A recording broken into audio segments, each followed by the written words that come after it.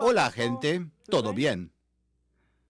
El estudio que vamos a desenvolver ahora, este video ahora, él va a estar enfocado en el aspecto de la meteorología que nosotros podemos aprovechar para nuestros vuelos, para poder volar más distancia, más alto, por más tiempo.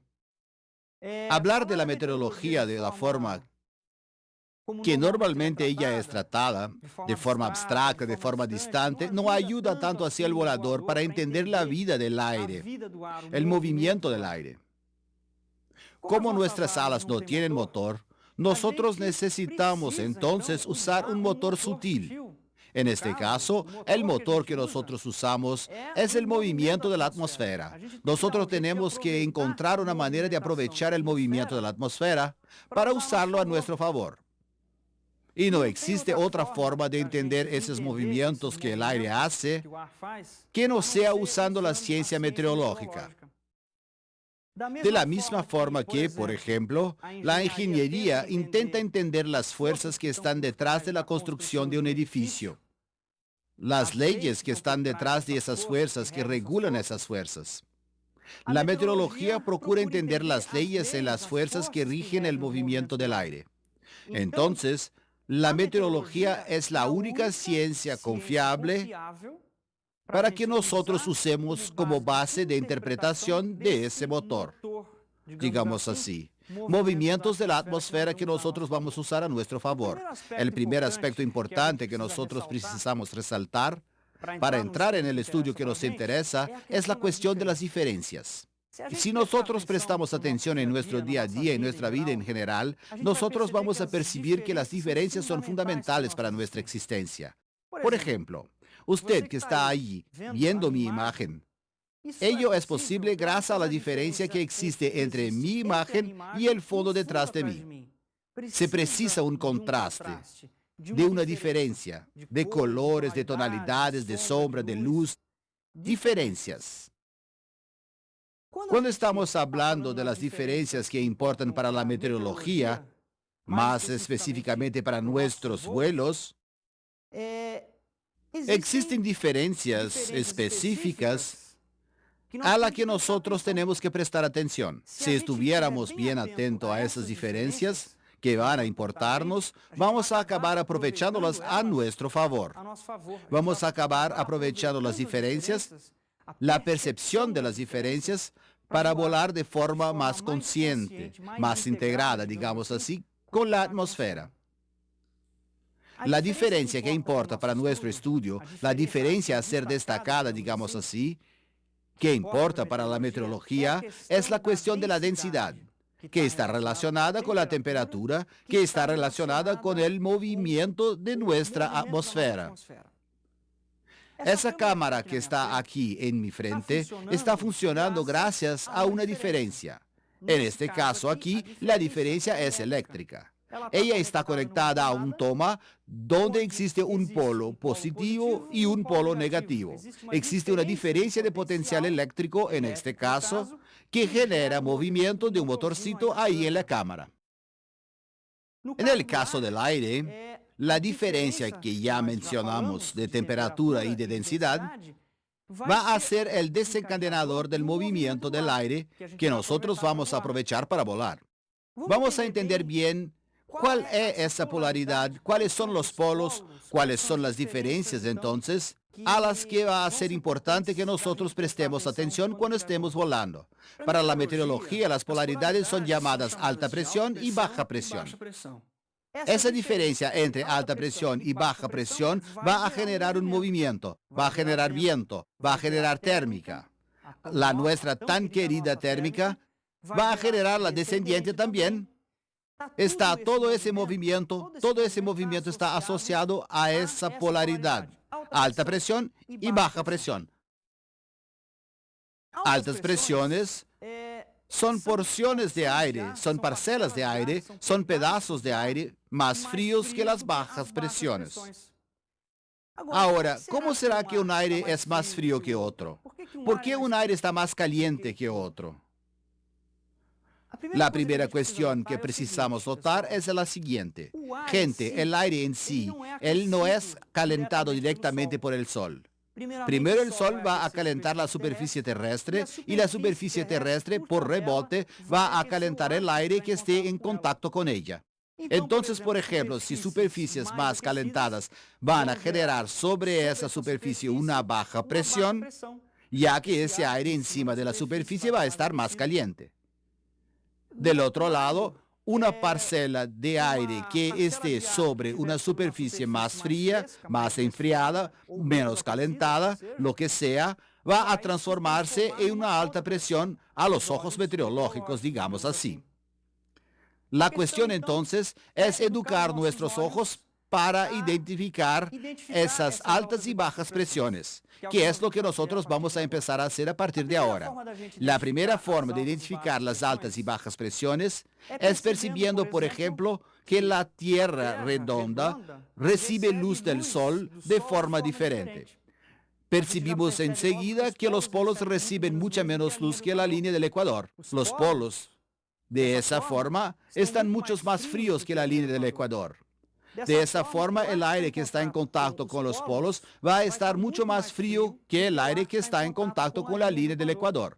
Entonces nosotros vamos a tener en esa situación una alta presión, altas presiones, digamos así, en las líneas de los polos y en la región ecuatorial, bajas presiones.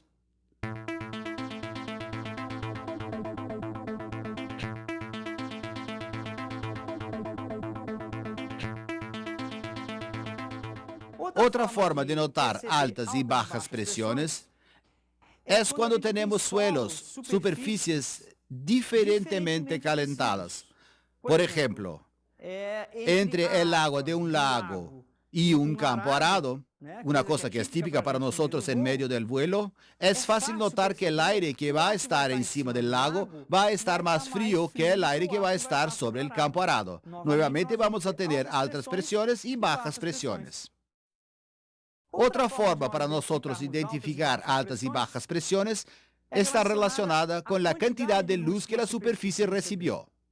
Por ejemplo, si yo tengo una superficie donde la luz del sol no incide directamente, o sea, está encubierta por nubes, aquellos días grises, ¿no? Nublados, esa región, esa superficie, va a estar siendo menos calentada por la luz del sol. O sea, en esta situación tendremos allí una región propicia a la formación de alta presión. En contrapartida, una región que está siendo intensamente soleada, está recibiendo sol desde la mañana bien temprano, esa es una región propicia para que se forme una baja presión. O sea, es una región interesante a nuestros ojos. Para que estemos atentos. Nosotros vamos a aprovechar justamente esta situación de baja presión que está sucediendo en esa región. Lo que más nos interesa como voladores es descubrir rápidamente dónde está nuestra querida térmica, que es lo que nos interesa. Nosotros queremos despegar y enseguida ganar el turbo lo más rápidamente y con la mayor seguridad posible. Y la forma más fácil de que nosotros visualicemos, detectar, digamos así, dónde van a presentarse las térmicas es identificando justamente las cuestiones de altas y bajas presiones. Es identificando justamente qué pedazo del suelo debe estar más caliente que el restante. Para identificar eso, nosotros vamos a destacar algunas características, digamos así, algunas peculiaridades que van a determinar si el suelo va a calentarse más o menos que otro suelo. El primer aspecto al cual debemos prestar atención para determinar si aquella región va a ser una buena productora de térmicas es la cuestión del tiempo de luz de sol a que quedó expuesta esa superficie. Por ejemplo, si una superficie quedó expuesta al sol desde las 6 horas de la mañana, desde la hora en que el sol salió, ella va a tener un buen potencial de generar térmicas. En contrapartida, otra superficie que quedó, por ejemplo, en la sombra por una capa de nubes, o entonces quedó en un lado de la montaña donde el sol no incidía, quedó en un lado de la sombra de la montaña, ese tipo de superficie va a demorar para generar nuestras térmicas. Entonces es importante que estas superficies, en primer lugar, estén al máximo de tiempo posible expuestas al sol. Otra cuestión fundamental a la que debemos prestar atención es la cuestión de la incidencia de la luz del sol. Así como acabamos de ver que el Ecuador recibe más luz solar y por lo tanto calienta más el aire ahí que en los polos, por ejemplo, un lado de la montaña hacia el este, cuando el sol acabó de salir, es un lado de la montaña que va a estar mucho más caliente que el lado opuesto, que da al oeste, ya que el sol está naciendo. De esta forma, prestando atención a la incidencia de la luz solar en una superficie, es otro aspecto al que le debemos prestar atención. Vamos ya a determinar si aquella superficie va a ser una buena generadora de bajas presiones, o sea, va a ser una región abundante para que encontremos nuestras térmicas. Pero también puede suceder que tengamos un relieve plano. No hay montañas, no hay ninguna inclinación orientada preferencialmente hacia el sol. La región es plana. En esa situación comenzamos a prestar atención a otras cuestiones, ¿no? Por ejemplo, en este caso de una superficie plana, nosotros vamos a prestar atención a la composición de la superficie. Una superficie muy húmeda, con mucha vegetación, en comparación con una superficie más seca, llena de piedras, guijarros, el campo arado inclusive que nosotros ya citamos, va a haber una diferencia de calentamiento sobre el aire de esas superficies diferentes. El aire sobre una superficie más verde, más húmeda, va a calentarse menos que el aire sobre una superficie seca, una superficie pedregosa, aun cuando ambas estén recibiendo la misma cantidad de luz solar. Y ese es otro aspecto que no podemos dejar de lado. Es la cuestión de la humedad de la superficie, del suelo, ¿no? Por ejemplo, aun cuando tenga un campo arado, que ya vimos es un buen generador de térmicas, si ese campo arado estuviera húmedo, si hubiese acabado de ser irrigado, por decirlo así, no va a ser un buen generador de térmicas porque el agua roba calor. El agua absorbe mucho calor de la luz solar, hasta inclusive para hacer la propia evaporación. Nuestra piel, cuando transpiramos, hace el mismo proceso.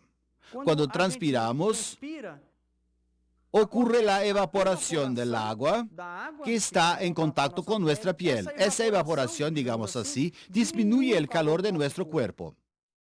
En el caso de un campo arado mojado, por ejemplo, va a hacer lo mismo, va a enfriar aquella situación. La evaporación del agua en esa superficie va a provocar una caída de temperatura. Entonces la humedad es muy importante cuando estamos volando y analizando. Estamos sobre una superficie analizando esa superficie. A veces uno cae en la duda, pucha, ¿será que allí está más caliente que allí? Uno entonces presta atención y procura imaginar cuál de las superficies debe estar más seca. Fatalmente la superficie más seca va a ser mejor generador de térmicas que una superficie más húmeda. Puede también suceder que tengamos una superficie muy homogénea, muy parecida. No hay inclinación de montaña, no hay relieves, es todo plano y la superficie, a nuestros ojos, es muy parecida en términos de humedad. No es posible diferenciar mucho una superficie de la otra en términos de humedad. Allí nosotros usamos aún otro aspecto que es la cuestión del color. Cuanto más oscura sea la superficie, más luz ella va a absorber. Una superficie más clara va a reflejar más luz y de esa forma se va a calentar menos. Entonces, el color sería además un último aspecto, digamos así, no tan importante, ¿no? Los otros aspectos que nosotros planteamos hasta entonces fueron más importantes, pero el color, digamos así, sirve de un desempate cuando estamos en duda sobre cuál superficie debe estar mejor. Si la superficie fuera muy homogénea, es el color que va a determinar si vamos a escoger ir para la derecha, para la izquierda o entonces continuar en línea recta, ¿ok? Un último aspecto que vamos a destacar ahora está relacionado con la altura en que la superficie se encuentra.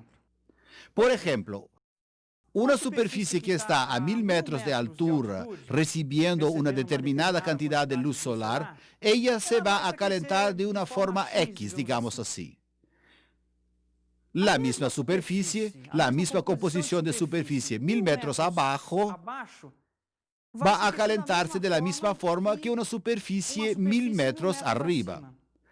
Solo que vamos a tener algo interesante sucediendo allí entre esas dos superficies que están en alturas diferentes. Superficies más elevadas, ellas van a ser superficies que van a generar bajas presiones en contraposición a superficies más profundas, a por ejemplo valles que serán generadores de altas presiones. Vamos a entender un poco cómo es que eso sucede, porque en regiones más altas voy a tener bajas presiones y en regiones más profundas, más bajas, yo voy a tener altas presiones, partiendo del principio que nosotros estamos hablando de superficies de una misma composición, del mismo color, que están recibiendo la misma incidencia de luz solar. ¿Está bien? Para que entendamos esta cuestión de la diferencia de alturas, nosotros vamos a hablar de la cuestión del gradiente térmico. Próximo a la superficie que está recibiendo luz solar en este caso, la temperatura es mayor, es más alta que más alejado. ¿Por qué es que esto ocurre? Porque es justamente la superficie que lo calienta el aire. Cuando uno sube a grandes alturas, la temperatura llega a ser negativa, debajo cero. Ocurre entonces que la temperatura va disminuyendo conforme uno se va alejando de la superficie. ¿Qué es lo que sucede? Próximo a la superficie, vamos a imaginar que la temperatura está en 30 grados Celsius.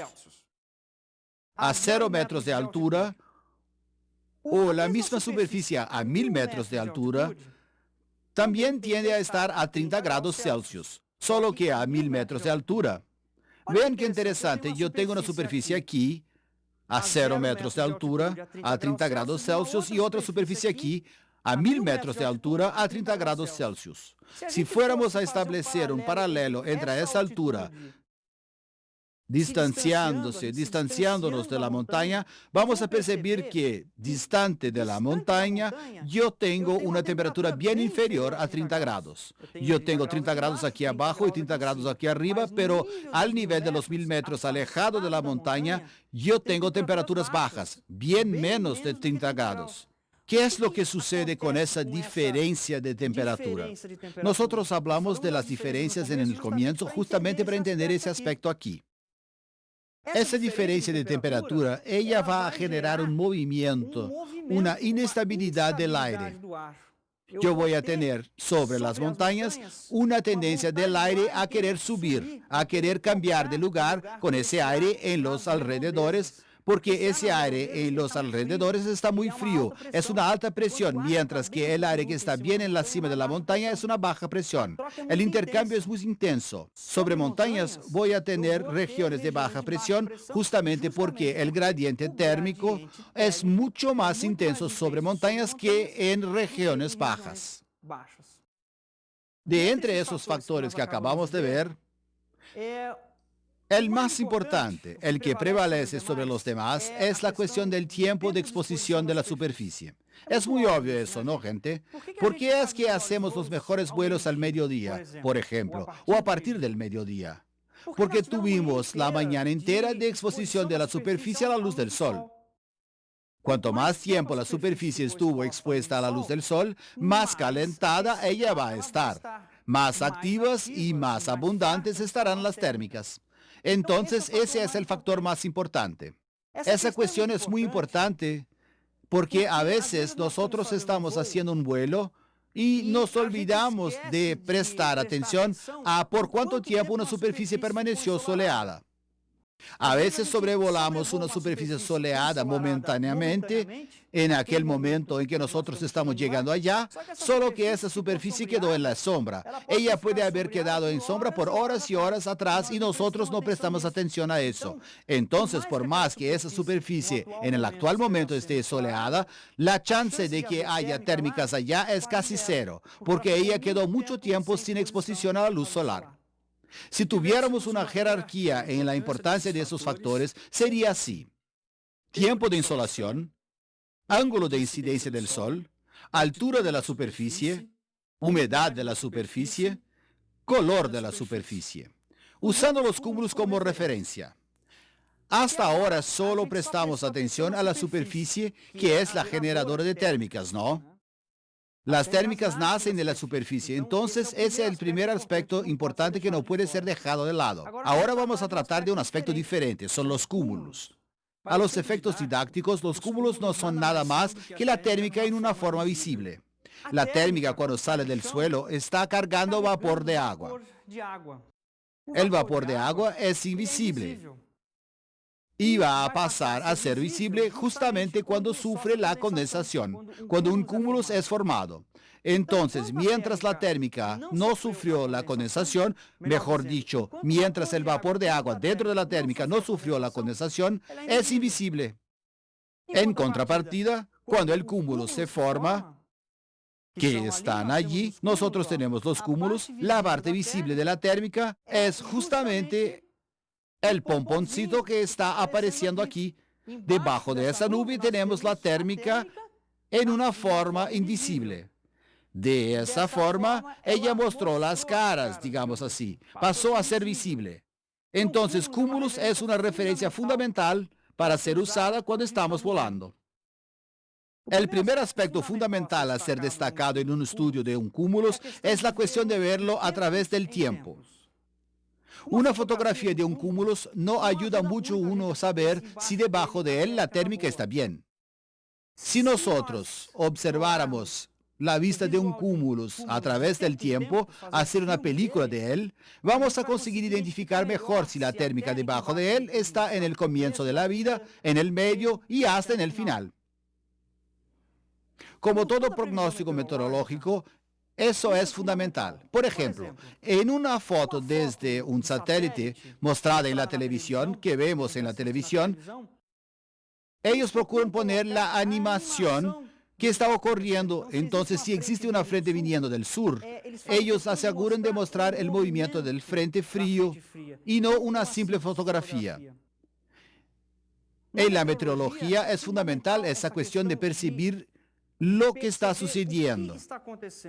¿Cuál es la tendencia del desenvolvimiento de aquel fenómeno? Un cúmulo no es diferente. Ese es el primero y mayor aspecto, digamos así, de mayor importancia a ser destacado cuando estamos observando un cúmulo. Mientras estamos haciendo la película del cúmulo, vamos a analizar varios aspectos de él. Vamos a hablar un poquito del aspecto de la base de un cúmulo. La base de un cúmulo, gente, es un punto a partir del cual la térmica, que era invisible, pasó a ser visible. Es un punto a partir del cual la condensación ocurrió. Entonces, una base con una cara X, con una cara Y, va a decirnos si la térmica debajo está activa o no. Una base plana, por ejemplo, como nosotros estamos viendo aquí, indica que el proceso de condensación está ocurriendo. La nube está activa. La térmica abajo está funcionando. A partir del momento donde el cúmulus, la base del cúmulus, pierde la definición, pasa a quedar mal formado, deshilachado, como estamos viendo aquí, eso puede indicar que la térmica abajo perdió actividad. Ella puede hasta estar existiendo, pero ella no está tan activa. Recordando que aquí nosotros estamos viendo una fotografía, ¿no? Esto aquí es pobre para ayudarnos a analizar esas nubes. Nosotros destacamos en un comienzo la importancia de analizar esto aquí en una película, los cúmulos en una película. Aquí nosotros estamos tomando una fotografía solo para destacar el aspecto de la base del cúmulo.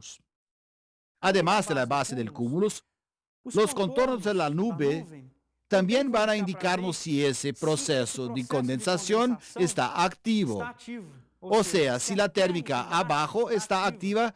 Y no solo eso, va a mostrarnos también qué parte de la nube, más para la derecha, más para la izquierda o en el centro de la nube, cuál es la parte que está más activa. ¿Cuál es la parte donde el proceso de condensación, de formación de la nube, está mejor? Es para donde justamente nos vamos a dirigir a la hora de llegar a una térmica debajo de un cúmulo. En esta foto resulta fácil percibir cómo existen cúmulos con contornos superiores más definidos que otros. O sea, en este cúmulo aquí, donde percibimos los contornos superiores más definidos, la térmica debajo va a tender a estar más activa. de que, por ejemplo, en estos cúmulos aquí, donde los contornos superiores están muy mal definidos, además de la base estar muy mal también. Y aquí, coincidentemente, donde los contornos están bien definidos, la base también acompaña. O sea, uno está confirmando al otro que la térmica debajo está realmente activa. Otro aspecto importante para evaluar en un cúmulus es la cuestión del desenvolvimiento vertical. Cuanto más verticalmente la nube está desenvuelta, recordando siempre ver eso en una película, ¿no? Cuanto mayor ese desenvolvimiento vertical, mayor tiende a ser la actividad de la térmica debajo de ese cúmulus. Vamos a observar de nuevo ese cuadro aquí. Nuevamente, coincidentemente, la nube que está presentando la mayor altura, el mayor desenvolvimiento vertical, está mostrándonos que la térmica, nuevamente, está más activa. Ustedes ven cuántas cosas están coincidiendo. La base es buena, los contornos superiores están definidos y el desarrollo vertical también más acentuado que el restante. Son todos aspectos importantes para que analicemos en un cúmulus. Aún falta la cuestión de la densidad de la nube. Muchas veces los cúmulos tienen partes más densas que otras. Las partes más densas de la nube son justamente las partes donde el proceso de condensación está ocurriendo más intensamente. ¿Cómo es que determinamos, cómo es que identificamos cuál es la parte más densa de la nube? Ya hablamos de los contornos superiores, del desarrollo vertical, y otro aspecto fundamental que destacamos relacionado a la densidad de la nube es la oscuridad de la base. Una base más oscura, si yo solo consigo percibir, ver el fondo, la base de la nube, yo percibo que en la parte más oscura de la base hay una tendencia de ser allí la parte más densa de la nube, o sea, la parte más intensa de la térmica. Esa es una referencia fundamental, observar la base y procurar identificar la parte más oscura de la base, que normalmente está asociada a la parte más densa de la nube. Entonces, la base más oscura de un cúmulus va a estar relacionada con la densidad que acabamos de mencionar y además relacionada con el desenvolvimiento vertical de la nube. Cuanto más alta la nube, más sombra ella proyecta y menos luz la base recibe. Una base muy oscura indica que existe un buen pedazo de nube hacia arriba. Y es lo que estamos nuevamente viendo en esta fotografía. La parte más oscura, estando en sombra por ese pedazo de nube aquí hacia arriba, solo que tenemos que prestar atención cuando observamos, prestar atención a la oscuridad de la base de la nube. Por ejemplo, es la nube que sombrea la base y que de esa forma genera una sombra, una parte más oscura.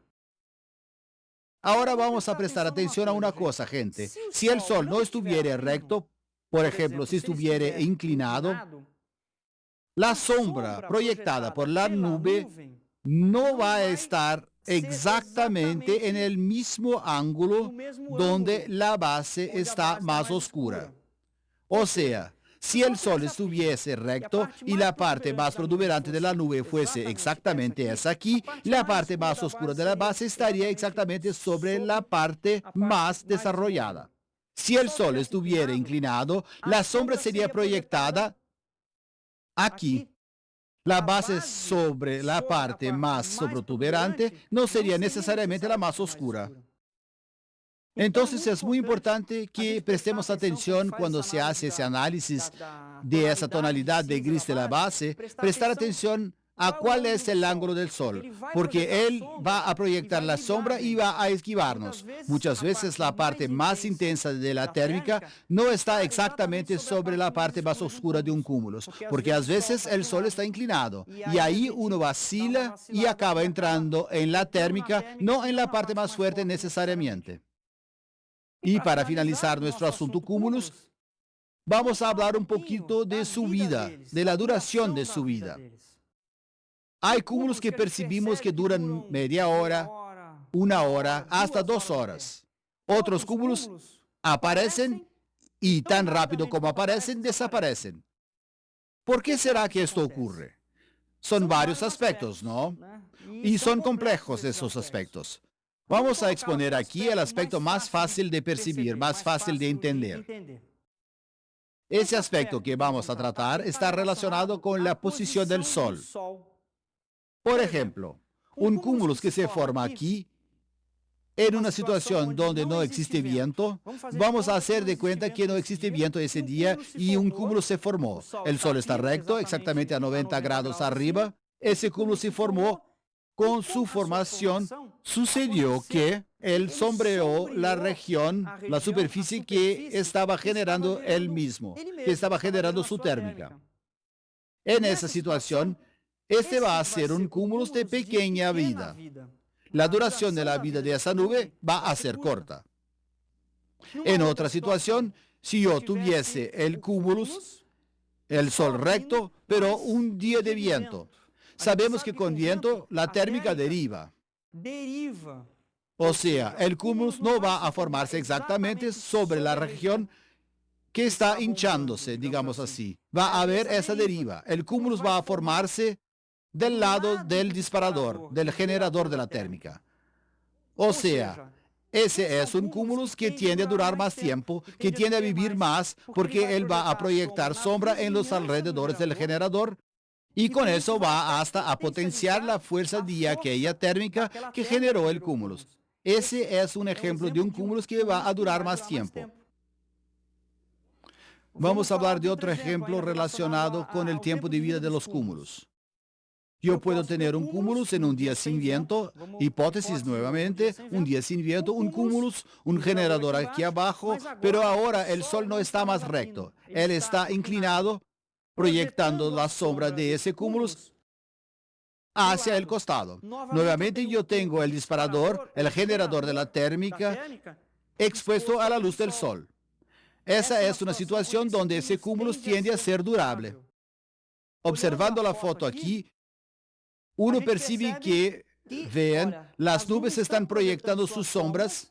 En esa situación no sabemos cuál es el ángulo del Sol, pero percibimos las sombras siendo proyectadas. Entonces, esos cúmulos, de la forma que están, tienden a ser más duraderos o menos duraderos en función de la posición en que su sombra está siendo proyectada.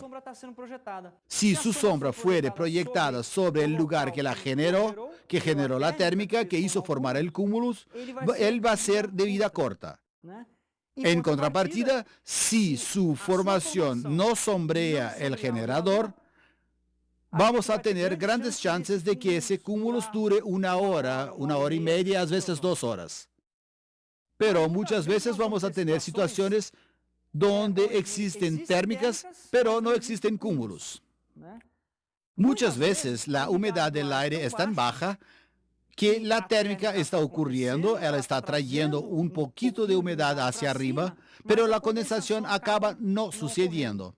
O sea, tenemos térmicas, pero no tenemos cúmulos. Esas son las famosas térmicas secas, las llamamos térmicas secas. En esa situación resulta un poco más difícil volar porque la térmica pasa a ser literalmente invisible. Cuando tenemos los cúmulos, como ya dijimos, la parte visible de la térmica acaba siendo coincidentemente el cúmulo y es mucho más fácil volar en el cielo con cúmulos que sin cúmulos. Vamos a hablar de otras referencias visuales ahora también. Por ejemplo, exceptuando los cúmulos, existen situaciones, existen movimientos visibles a nuestros ojos que van a indicar probablemente dónde está la térmica o entonces dónde está la descendiente.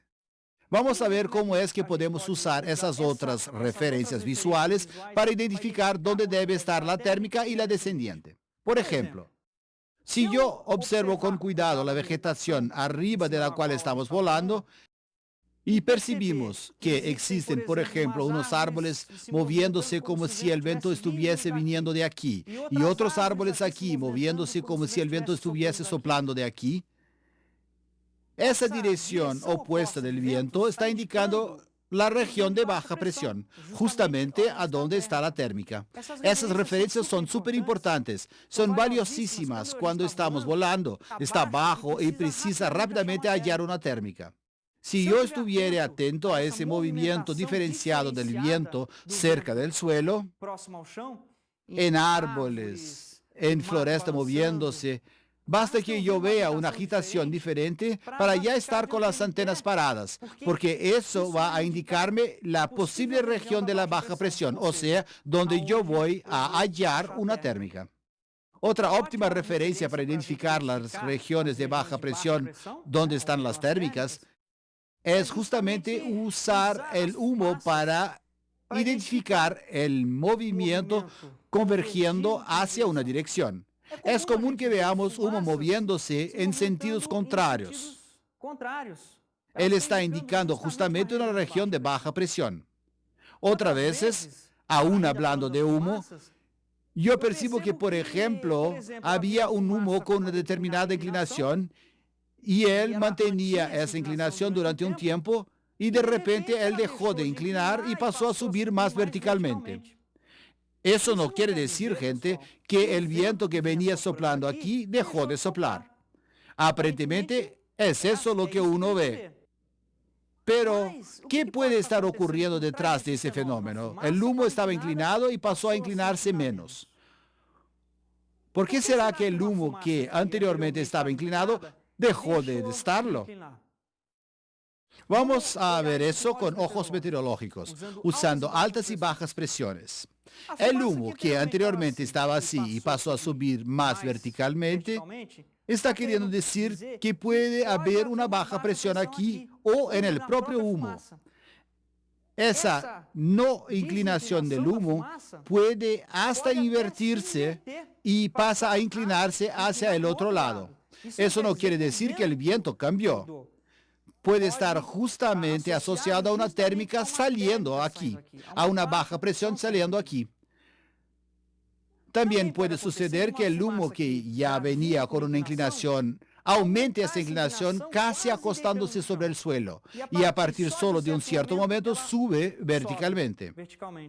Eso está queriendo mostrarnos que esa situación está indicando probablemente una alta presión aquí, o sea, descendiente, y una baja presión aquí. Interesante eso, gente. Ver los acontecimientos a nuestro alrededor con esos ojos de alta y baja presión, de dónde el viento está viendo y para dónde él está yendo. ¿Por qué él cambió de dirección? ¿Por qué se aceleró? ¿Por qué se desaceleró de repente? Está todo encajado con un rompecabezas. La cuestión de ver el aire en altas y bajas presiones no es un lujo. No es porque estamos queriendo plantear el estudio de una manera más culta, hablando de altas y bajas presiones. La cuestión es práctica. Es fácil percibir cómo es útil la visualización de esa forma, altas y bajas presiones.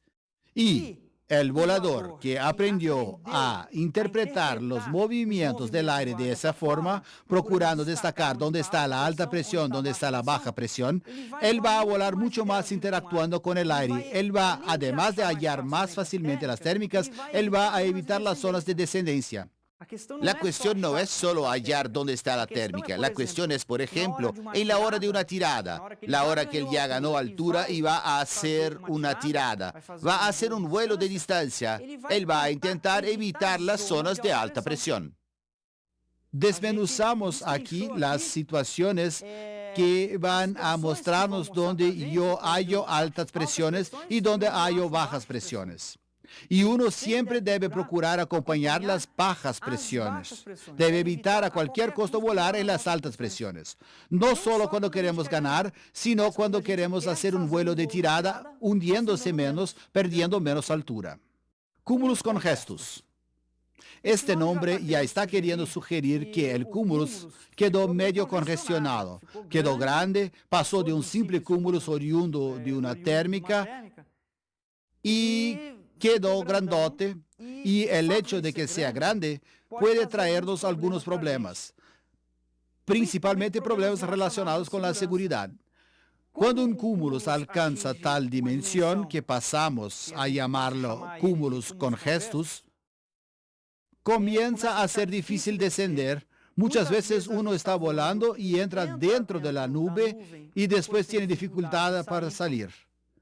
O sea, a partir de un cierto tamaño, el cúmulus deja de ser beneficioso para nuestro vuelo y pasa a ser peligroso. El peligro del cúmulus congestus es justamente el hecho de que uno, una vez dentro de la nube, no consigue más descender. La turbulencia es fuerte, uno tiene dificultad para controlar el parapente o el ala, y eso es por sí solo un problema para nuestro vuelo. Cuando el cúmulus congestus se torna muy congestus, digamos así, uno puede comenzar a llamarlo cumulonimbus. El cumulonimbus, gente, es una nube de la que prácticamente todo el mundo ya escuchó hablar, porque es el gran fantasma, es el monstruo, digamos así, que reina en nuestros cielos. El cumulonimbus realmente es muy problemático para nuestra práctica del vuelo libre. Vamos entonces ahora a pasar un tiempito hablando del cumulonimbus. Esa nube es bastante interesante para ser estudiada, fundamental para uno principalmente relacionado a la seguridad. Es una nube, digamos así, que está envuelta en una serie de tablas. Mucha gente halla que cuando del cumulonimbus está lloviendo, los peligros acaban, la nube ya está disipándose y nosotros podemos volar tranquilamente. Infelizmente no es así, gente. El cumulonimbus no siempre pasó a ser inofensivo a partir del momento que comenzó a llover. Vamos a entender exactamente cómo es que funciona el cumulonimbus. La nube presenta básicamente tres fases: la fase de formación, la fase de maduración y la fase de disipación. En la fase de formación, el cumulonimbus aún no es un cumulonimbus. En verdad, todo cumulonimbus comienza como un cumulus normal. Crece para arriba y para los costados, la base va quedándose cada vez más oscura, él ya comienza a alcanzar una dimensión que llamamos de cumulus congestus, y del cumulus congestus, él continúa creciendo. Cada vez más la base quedando cada vez más oscura, la nube quedando cada vez más extensa hacia los costados y para arriba también. Esa es la fase de formación. Aún no existe lluvia, aún no está tronando, pero ya existe una gran chance de que ese cumulus se transforme en cumulonimbus. Cuando él crece mucho a partir de un cierto momento, la masa de agua, la cantidad de agua que existe dentro de la nube es enorme, es muy grande. Y todo aquello tiene un peso que está en suspensión en el aire.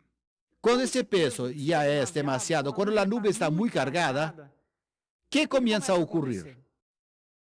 Las ascendientes, las térmicas, es un conjunto de térmicas que existe debajo del cumulonimbus. Ese conjunto de térmicas no consigue más sustentar toda aquella cantidad de agua allí arriba. ¿Qué ocurre a partir de ese momento? De la nube comienza a llover. Además de toda nube llueve de esta manera.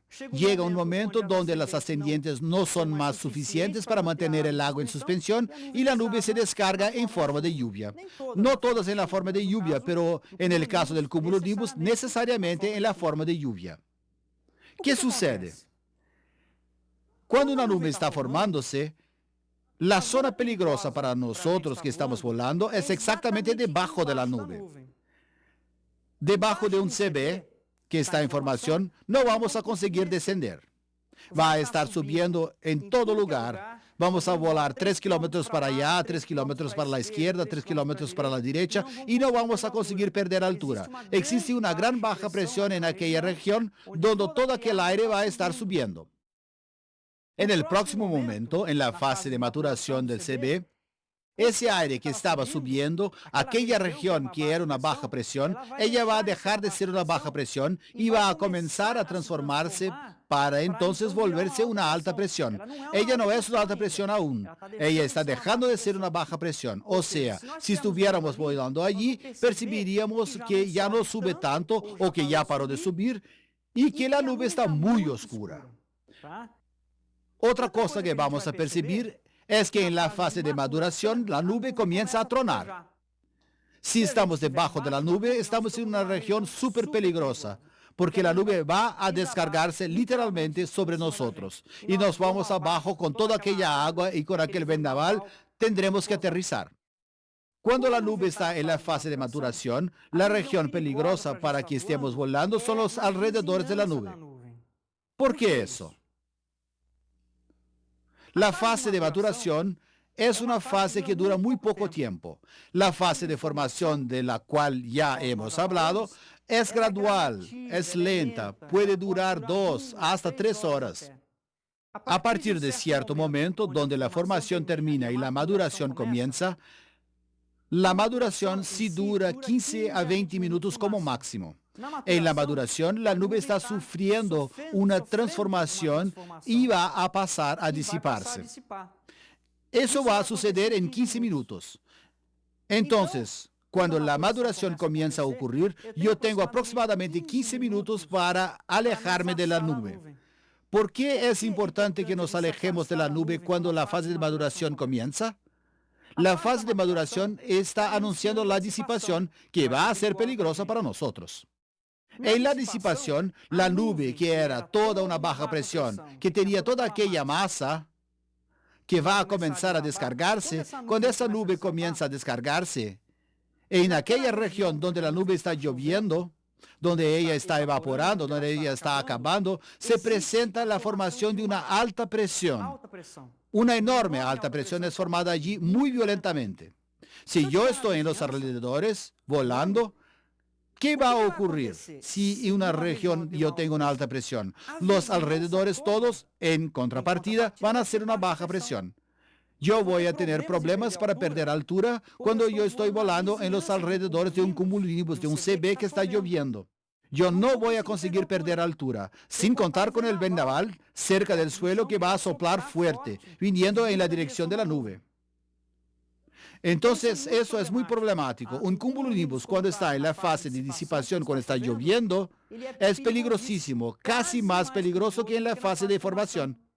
Porque la violencia de esa manifestación en la disipación es mucho mayor, es mucho más intenso. Todo sucede muy rápido y el descontrol, digamos así, es mucho mayor.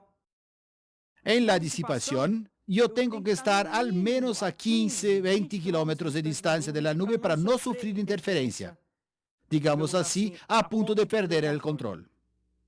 Ahora solo falta que identifiquemos la fase de formación, la fase de maduración y la fase de disipación. Si nos atenemos al rigor técnico, la meteorología no percibe esas tres fases exactamente de la misma forma como el presente estudio propone. O sea, estamos exponiendo las tres fases de una forma un poco diferenciada por razones de orden práctica y didáctica. En la fase de formación, vamos a percibir que la base de la nube se vuelve progresivamente más oscura. Los contornos superiores de la nube están bien formados, bien definidos. Y otra cosa, percibimos que todo el viento en la región tiende a convergir en la dirección de la nube. Ahora estamos hablando de la fase de formación. En la fase de maduración, comienzan a ocurrir modificaciones. Por ejemplo, los contornos superiores de la nube, principalmente allá en la cima, comienzan a perder la definición. El hielo comienza a caer allá de arriba. Es posible ver eso. Vamos a ver que el tope de la nube, la cima de la nube, comienza a perder definición. Esa es la fase de maduración comenzando a ocurrir. No hay lluvia aún. En la fase de maduración no percibimos lluvia. Pero en la fase de maduración, que ya es peligrosa, ya comienza a tronar, aunque no haya lluvia. Dentro de la nube, descargas eléctricas comienzan a producirse y ya escuchamos los truenos. Otra cosa que percibimos en la fase de maduración es que el viento, que en la fase de formación soplaba en la dirección de la nube, en la maduración deja de soplar o entonces comienza a soplar cada vez más despacio. Esa percepción de la dirección en que el viento venía soplando y de la intensidad es muy importante. Va a ayudarme mucho para identificar ese paso de la fase de formación hacia la de maduración. Y finalmente, cuando estamos hablando de la disipación, resulta más fácil percibir el cumulonimbus en disipación porque ya está lloviendo todo, ya vemos el viento soplando de la dirección de las nubes para los alrededores, entonces todo eso es mucho más fácil de ser notado. Ahora, percibir que la nube ya entró en la fase de disipación es un poco tarde. Yo preciso anticipar ese acontecimiento y verificar eso cuando la nube dejó de formar y pasó a madurar. Esa es la fase importante de percibir. Yo no puedo perder ese momento de transformación de la formación hacia la maduración, porque una vez que la disipación comenzó, yo ya estoy en malas manos y me encuentro cerca de la nube. Bueno, gente, para finalizar, muchas veces vamos a estar en la rampa para despegar y todo eso que fue expuesto de esta forma aparentemente simple no es tan fácil de ser identificado en el momento. A veces es más difícil, las cosas suceden de forma más sutil. Cuando eso ocurre, ahí no vamos a tener mucha elección. O mandamos un amigo nuestro al frente para guiar el vuelo, o esperamos un buitrecito o uno o dos, o aquel bando de buitres que parta a nuestra frente y acompañarlos allí usándolos como guía. Es la forma más fácil con seguridad de despegar y salir con la seguridad de ganar una térmica. Es mucho más fácil que todo ese trabajo que nosotros hicimos aquí. Pero creo que es bien divertido que volvemos integrando esta lógica meteorológica. Es muy divertido. No precisamos ni volar más lejos, ni mejor que los otros. Basta estar integrado con la naturaleza, basta jugar con esos movimientos del aire, que ya es por sí solo placentero. No necesitamos ganar 2.000 metros, no es preciso llegar a la base, no precisamos volar 5 horas. La simple interacción con esas fuerzas de la naturaleza ya es un milagro, ya es fantástico. El vuelo por sí solo de esta forma es hasta más libre que cualquier otra forma.